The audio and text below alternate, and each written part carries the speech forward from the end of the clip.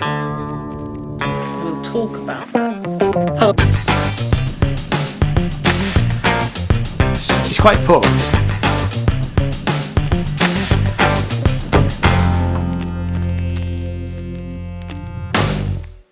Hello and welcome. My name is Ian. This channel is all about music and art. And this is where we talk about music and art. And in this video, I'm going to look back at what's happening regarding music streaming in the UK. And over the last couple of months, the UK government's Digital Culture, Media and Sports Committee have been looking into the way that streaming platforms and large record companies manage payments to songwriters, musicians and performers. And on the 15th of October 2020, Parliament published a news article stating that this particular committee would inquire into the impact of streaming on the future of the music industry. The article stated that the inquiry will consider whether the government should take action to protect the industry from piracy in the wake of steps taken by the EU on copyright and intellectual property rights. I knew that some high-profile musicians were giving evidence to this committee, and the first of these meetings was on the 24th of November and another meeting on the 8th of December. Now these meetings were long, lasting over 3 hours each. So what I've done is I've edited them down into shorter videos, and I have put direct links to the questions in the description down below, which will make it easier for you if you want to look at a specific question and not watch the whole thing. And it's worth providing a background to the witnesses giving evidence to these sessions. And in the first session we had Tom Gray, who is the founder of the Broken Record campaign, which is an artist-led movement on Twitter using the hashtag Broken Records, and highlights the low per stream royalties and has gained significant engagement from musicians, music fans and the media. And it highlights the discussion within the industry about the problems that streaming royalty distribution and how it could be addressed. And in his day job, he's a vocalist, guitarist and songwriter for the band Gomez.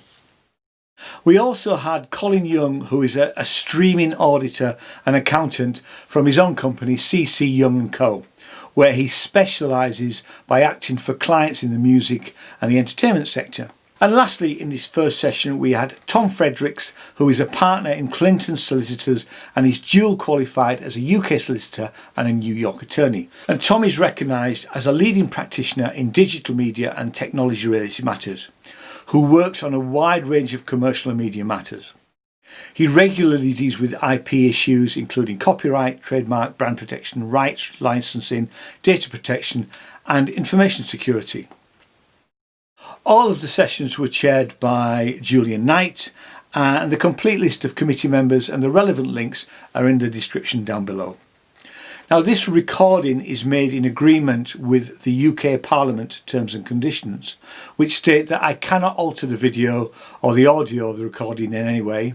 I can't use this material for satire or use it on websites or social media platforms that promote, encourage and facilitate illegal activity and encourage hatred and antisocial behaviour. So here is part 2 of session 1 from the 24th of November 2020 into the economics of music streaming.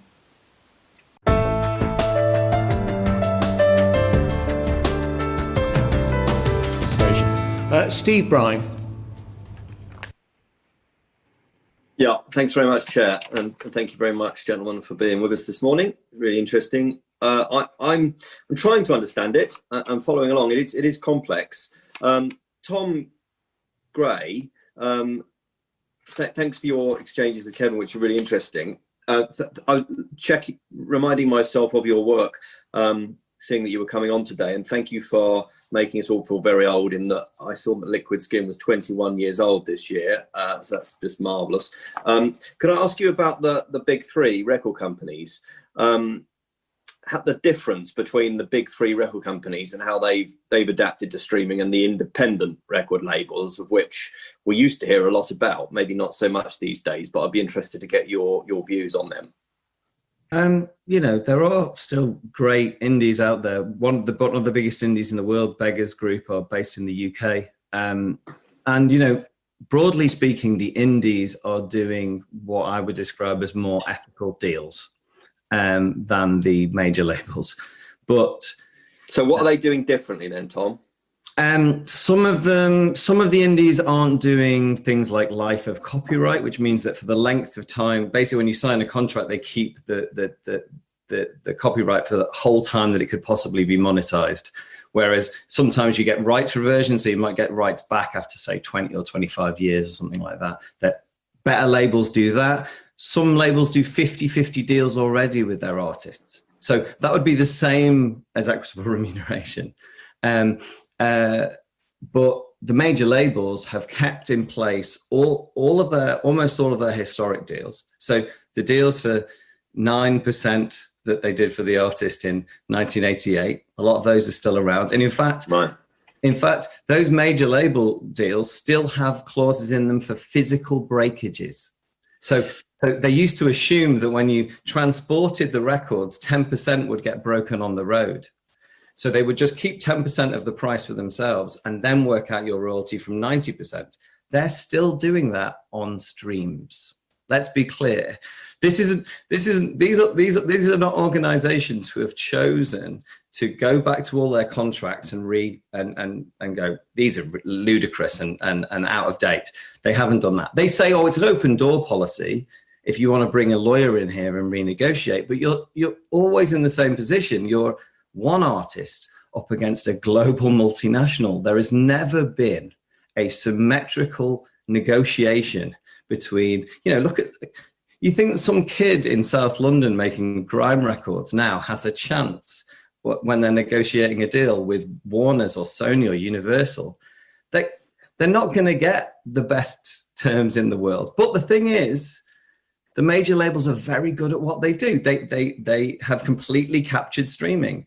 I've got one sort of week in June when we looked at the top 50, global top 50, and 88% of the global top 50 were major label releases.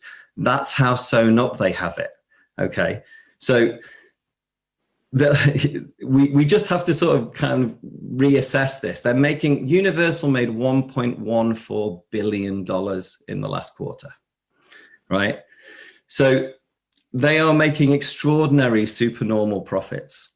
They're laughing all the way to the bank. And, British. Okay, so how do those discussions go then, Tom, between the grime artist in East London or Gomez 25 years ago, between record companies and artists and streaming platforms? Because you see, the wisdom would be, if you asked the man or woman in the street, the wisdom would be that the old days were that the big record companies held you by the sorry, we're on select committee, and but these days, of course, you've got social media and everybody's very, very click savvy, and you don't need a record company these days because you can produce your music, you can upload it, you can be damn good on social media, you can get it out there to an audience.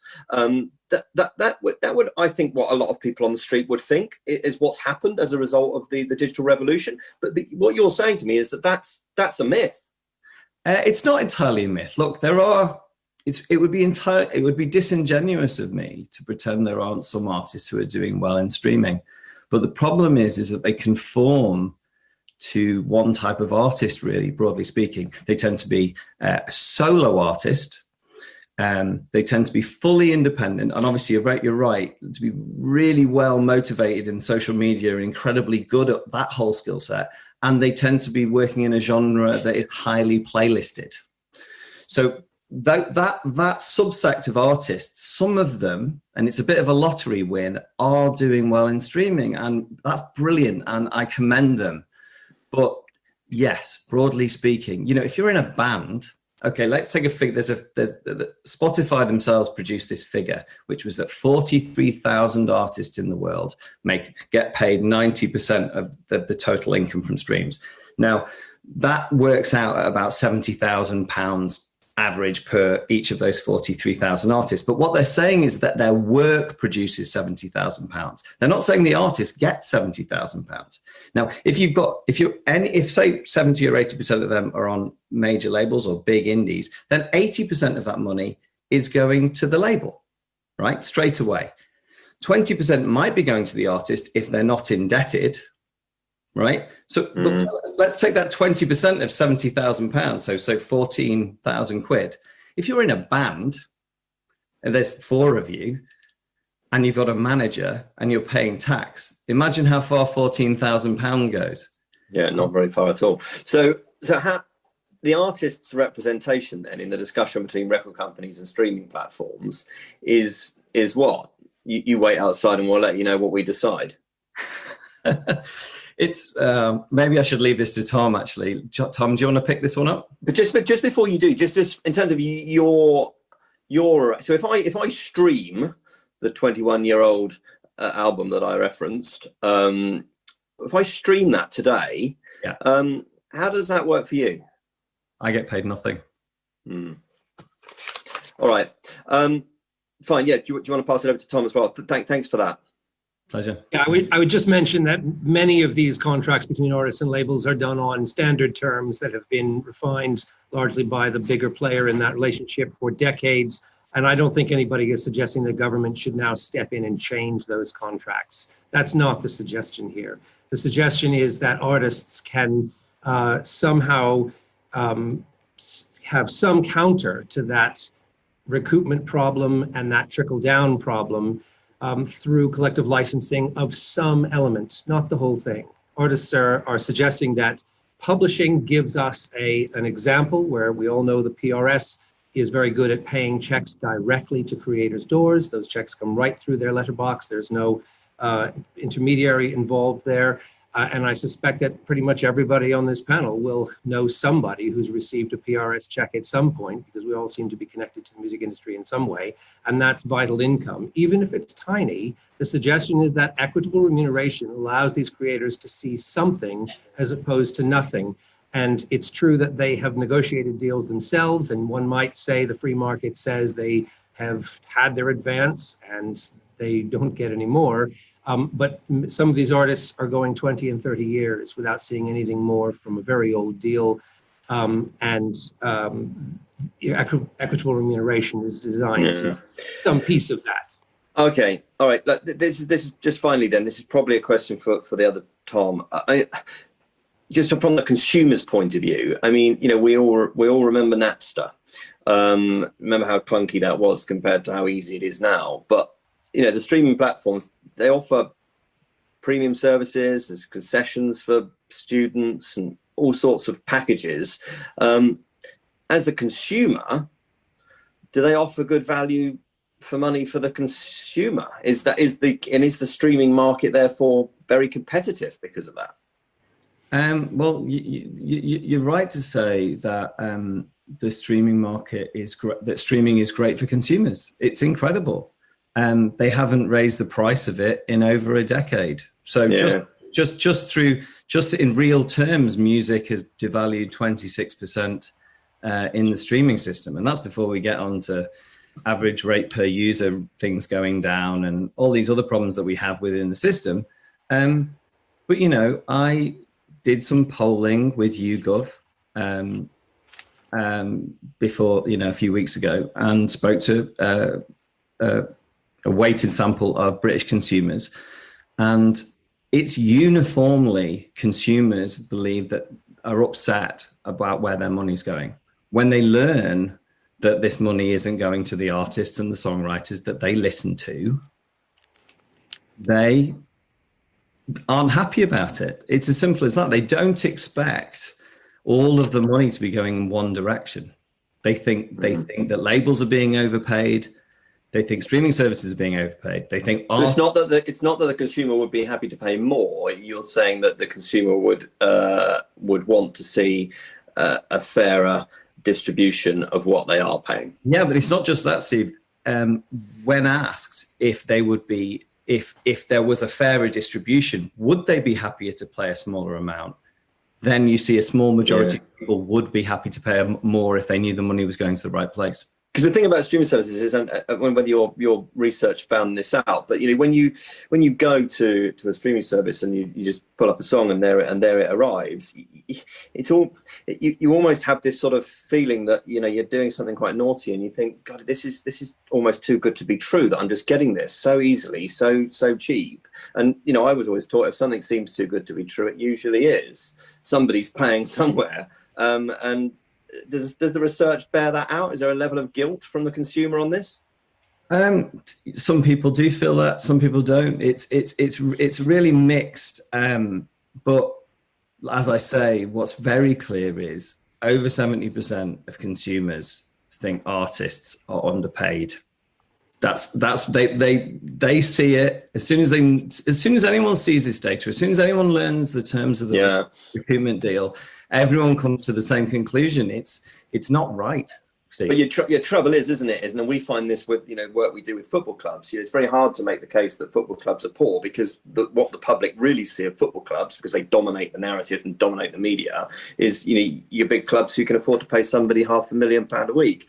And whether you like it or not, artists, the big wealthy artists who lead the jet set lifestyle, they dominate the media narrative, and that's what people see of artists. The PR challenge is to make them realise that the vast majority are like golfers. They're not all Tiger Woods. Oh yeah, absolutely. Look, I'm here not to talk for me, I had a wonderful career in music.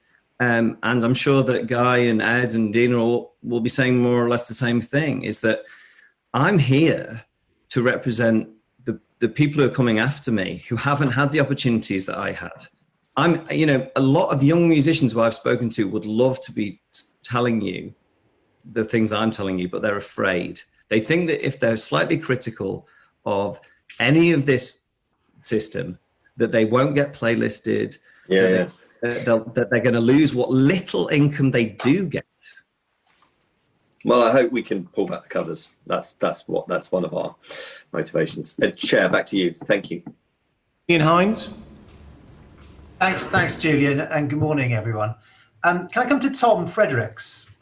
Tom, you spoke earlier about the massive changes that have happened in distribution in the business, and obviously a lot of costs have been taken out on production, on distribution. The other Tom was talking about breakage earlier. Do you have in mind a figure for what the change is per pound spent by the punter in physical costs of sale? I don't have a figure for you on that, but we can certainly see the public. It is public knowledge that the operating profit and the revenues of the labels have gone way up.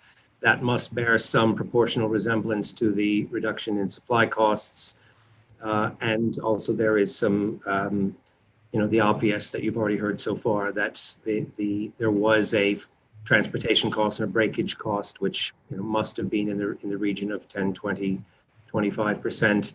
In some cases, much more, because the old world did have last mile problems of getting CDs to shops that were very far from London and so forth, and that doesn't happen anymore. And so do we think no one's done this analysis, or it's just not readily available to us right now this morning? It's just not readily available now. I'm sure there are studies about supply costs that no longer exist.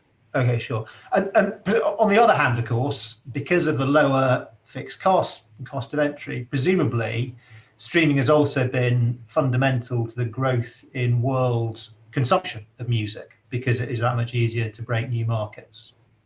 Is that fair to say? Absolutely. International picture is certainly a different beast than it was before. And just at a very basic level, is it fundamentally right, from a business perspective or a moral perspective, whichever, fundamentally right to have a model where you take the total amount of the revenue of the streaming platforms and you divvy it up, and the artist and the record label and everybody gets a certain share? Better to do it that way, or better to say there is an amount that is due, and again it could be divvied up between artists and label in different ways, but an amount that is due per song played? Well, the per song played, as we've seen in the press in recent weeks about setting a per stream fee, I think is an unworkable model. The differences in consumption from various consumers is vast. There are some people that turn on their Apple Music in first thing when they wake up and turn it off at night. And then there are others that perhaps only stream one song a day. So that huge difference in consumption does make... Sorry to cut across, but then there's a question that comes out of that. Is it right that those two people are paying the same subscription? Yeah, I mean, some would say that it's that you're paying for the service, the ability to have all of that on tap. Yeah. And if I want to stay for the entirety of the concert, that's my prerogative. If I want to leave after the first song, that's my prerogative, but I still pay the same ticket price. Although most people don't leave after the first song, it's more a question of how many concerts you go to. I mean, I think it comes back to what Colin was saying about the difference between radio and record sales. Tom Gray, you were going to come in.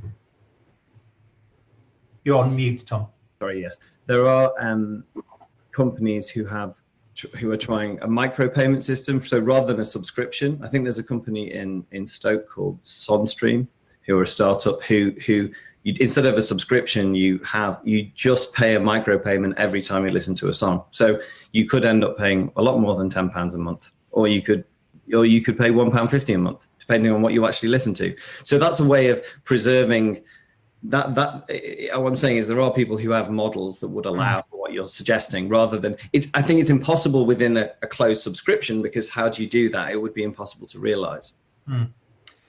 Coming back to, well, actually, either Tom, with the freemium model that you get with Spotify, for example, obviously some consumers aren't paying a subscription, but there's still ad revenue. What's the difference in what is received by the label or the artist for those plays compared to paid for plays? Ad revenue is considerably smaller than subscription revenue. It's hard to sell ads, and particularly this year. I know we're not talking about COVID much today, but it's true that ad revenues online are under pressure. They go up and down. They're generally not particularly great, and they don't compare to subscription revenues. It's far smaller. That's why the freemium model is not really just about ads. The concept of freemium, which is unique to only Spotify and Deezer, is used in what they call the funnel concept, where the point is to show off the service and convince the user that they should subscribe, as opposed to YouTube, where that is not the primary driver. Mainly advertising is there as the business model, and very few subscribe as a result. Sorry, Tom, did you say it was unique to those two platforms? The freemium model for music streaming. There may be a couple of others. Okay, so pure freemium maybe, but there are still different tiers and levels in other platforms as well. That's true, but not based on... Does that presumably that does affect how much money then comes into the music industry, the artist or the label? It certainly does, but I think you're referring to the various different subscription tiers, which are all based on cash, not on advertising. Sure. No. Okay. Understood. And other Tom mentioned earlier about prices having not gone up on streaming services. Does it end up basically being the case that the music industry, both the artist and the record labels, are effectively funding the marketing expansion of streaming services? I don't believe so. I mean, to some extent. Well, they're going to give away the product for free or for a discounted price, and you and not just the artist, actually the music industry is taking the entire risk on that. Well, to some extent, but there are competing services, and they've all maintained the same price. So where that market alignment is arising, I don't know. I'm not entirely sure. It seems to me that in Spotify, you have a venture capital company who are driven by user and market share rather than by profit, and therefore their pricing is just about market growth. And so that's the way that they look at it. They're not going to change their psychology unless their shareholders suddenly demand a profit. Right. But of course, the short-term land grab is all about long-term profit growth. Sorry, Tom, Frederikse. There is some truth to this concept that the supermarkets do well off the back of farmers, but I've never heard of a supermarket where none of the majors certainly have any ownership stake that the farmers hold, as opposed to Spotify, which famously had ownership stakes for the three major corporations who all did, I think we all know, took quite a large amount, which was a result of that growth. Does anybody in the music industry muse ever on the prospect of streaming platforms eventually taking over from record labels, disintermediation? So Spotify a couple of years ago tried to disintermediate and they were stopped. If you want to run any business in streaming at the moment, you need to work with the companies that own most of the valuable copyrights, and the companies that own most of the valuable copyrights are Universal, Sony, and Warner. So if you want to do something that upends them, you're going to have a hard time. I mean, we're back to the market domination problem. Okay, thank you. Can I ask just a couple of questions as well about algorithms? And I can't remember. I think it was Tom Frederikse was talking earlier about. No, sorry, it was Colin. Forgive me. Who was talking about the distinction between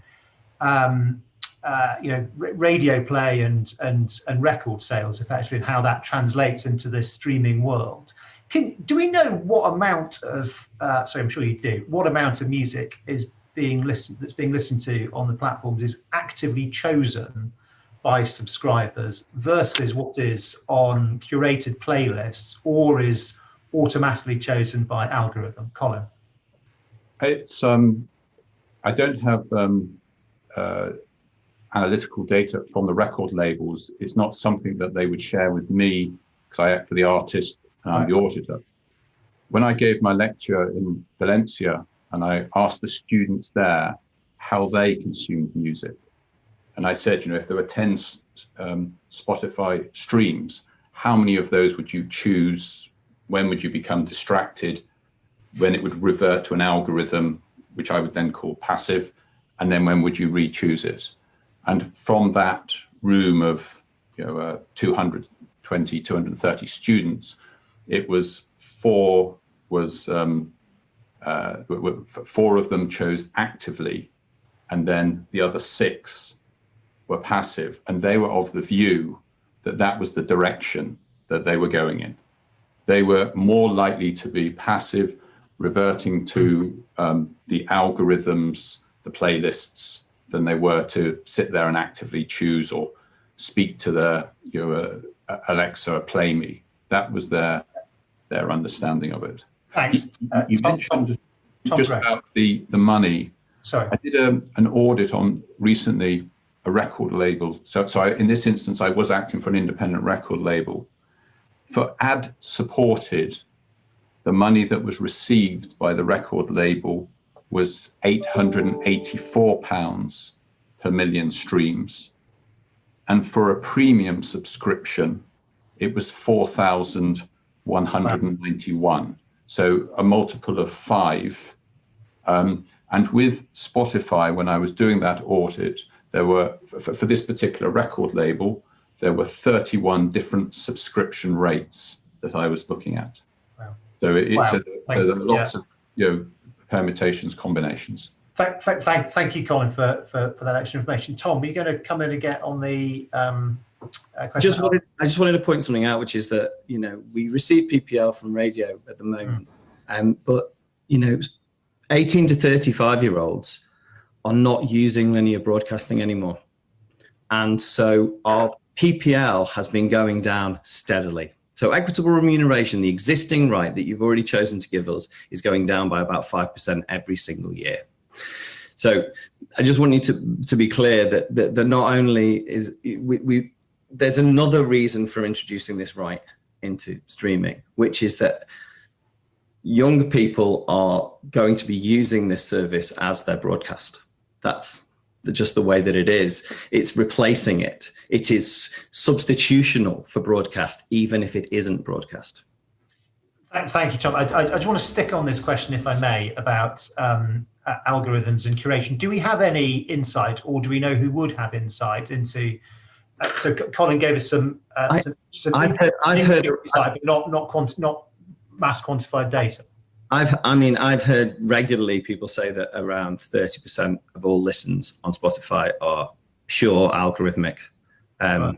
But there may be more from there's going to be some grey areas because you have playlists, and is a playlist like a compilation album as opposed to an algorithmic radio, so. And do we think that both playlists and algorithms have changed people's habits and ultimately changed their tastes? And Tom Gray, you were speaking earlier about genres that are highly playlisted versus those that weren't. I mean, who ultimately gets disadvantaged by this system? It's a very good question. There's people. There's a lot of music which is sort of background music, which does very well. Sort of what would not to sort of be. I won't ask you to point the finger on who. Yeah, no, I don't want to be too judgmental, but a lot of stuff that we would call Muzak does really well in Spotify, and I'm not sure how great that is for culture, generally speaking. But I have friends who do well in Spotify because they do like beautiful, relaxing folk music, which can be listened to on a Sunday morning and sits on Sunday morning playlist and afternoon chill out and all of these things, and that's great that their music can do that. So I think music that is, certainly we know that niche musics are doing very badly in streaming. We know jazz is doing badly in streaming. We know classical is doing badly in streaming. There's other problems, like you get paid for 30 seconds. After 30 seconds, you get paid the same. Everyone gets paid the same. A classical piece that's 7 minutes long gets paid the same as a 31-minute rap track. So a 31-second rap track. So it's there's other curious funding problems. Last question from me. Does it favour being an artist in a big country? So if you start off with if you're American effectively, you start off with a large fan base, you're more likely to get preferred. There was recently some data from a Hungarian economist called Daniel Antal, who I think used to be a minister in the Hungarian government, the last Hungarian government, and he's been scraping data from Spotify for about 7 years, and he did some research into the algorithm. And what's very clear is the algorithm, the more popular you are, the algorithm takes you back to the most popular. So it's constantly bringing you into this echo chamber of the same music that's being played again and again and again. And it's tightening up, it's focusing the music that can be successful. So with the problem, the internet was supposed to free us up and provide us with this beautiful long tail that was going to give us funding for all of these, for niche music and for all of these interesting tastes we have. But in fact, what streaming is doing is it's concentrating all of the listens on a few artists. Thank you. I'm done. So thanks very much for watching. In the next video, we will continue with this first session. Thanks again. Bye-bye.